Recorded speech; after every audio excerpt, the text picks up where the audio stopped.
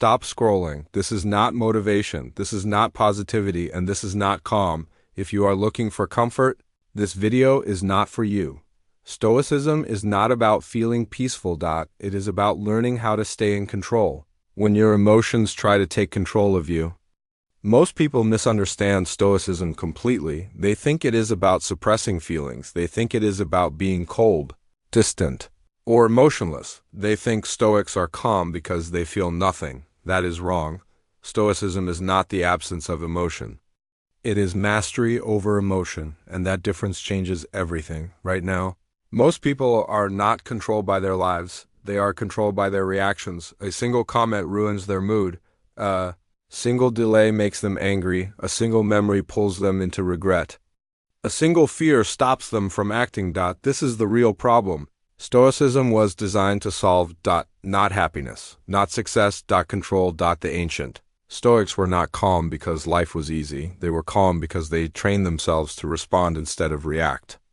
And if you understand this, truly understand it, you will never see emotions the same way. Again, let's begin. Most people believe emotions are something that happens to them. They say things like, I couldn't help it. That's just how I feel. I lost control. But Stoicism says something uncomfortable. You did not lose control. You handed it over between what happens to you and how you respond.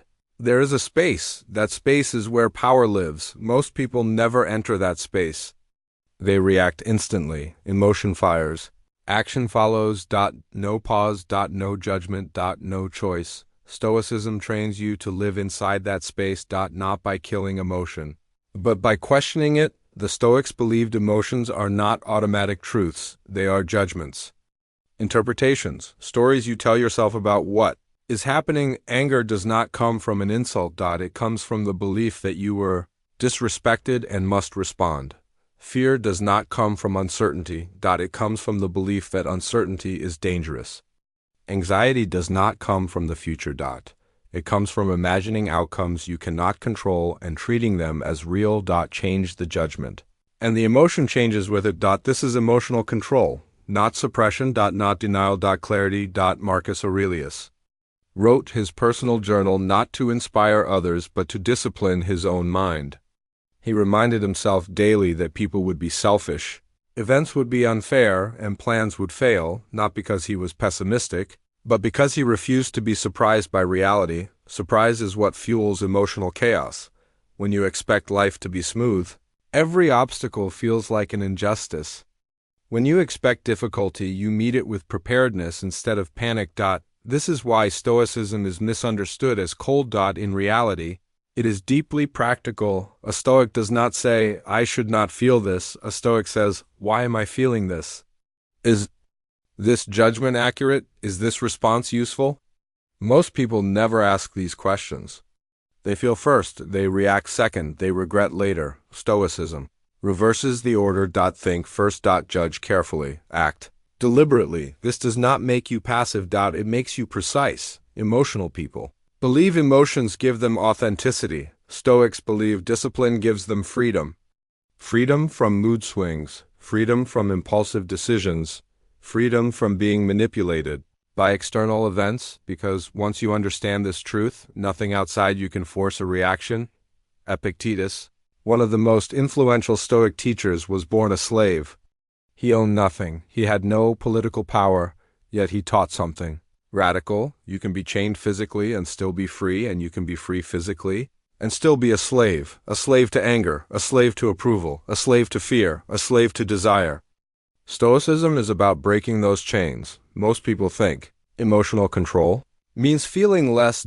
It actually means seeing more, seeing how your mind exaggerates threats, seeing how ego creates unnecessary conflict, seeing how fear invents suffering before it exists. Once you see this, emotions lose their authority over you. They still appear, but they no longer command. This is why Stoicism is not calm.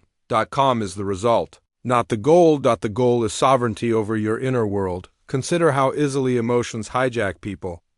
A single negative comment online ruins their day. A comparison triggers insecurity.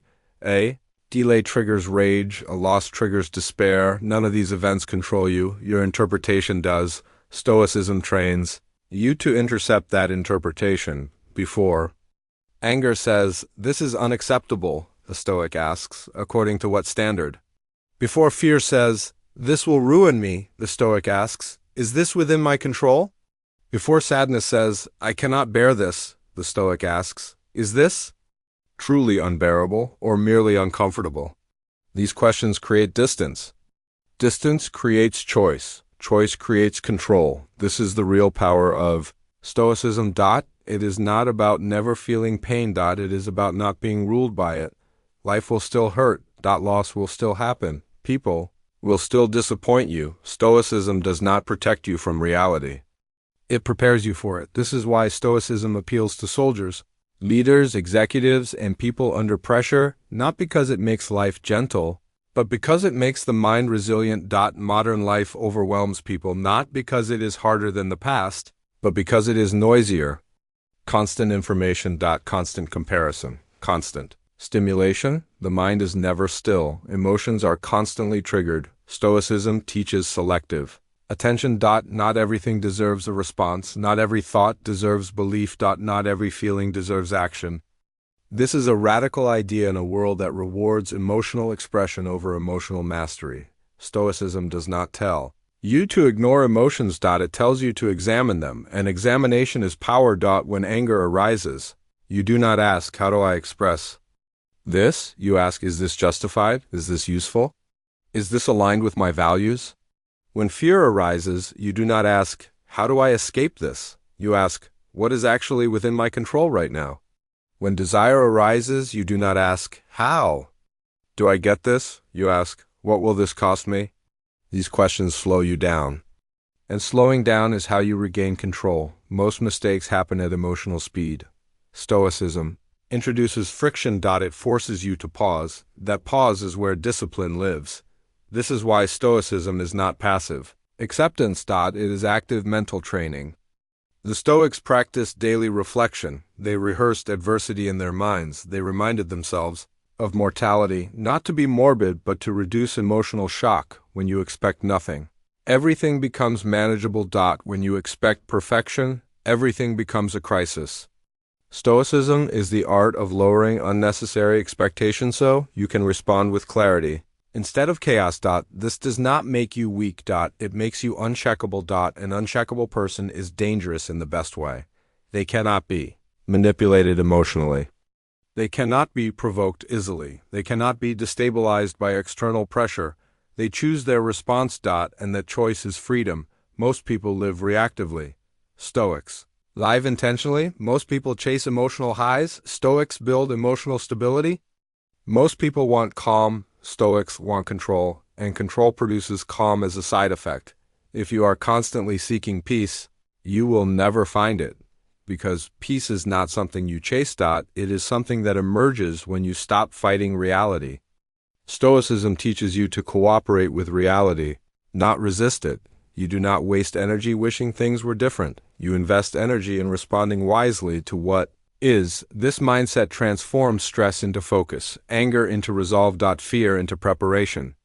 It does not eliminate emotion. It channels it. A Stoic still feels anger, but uses it to correct injustice calmly. A Stoic still feels fear, but uses it to prepare intelligently.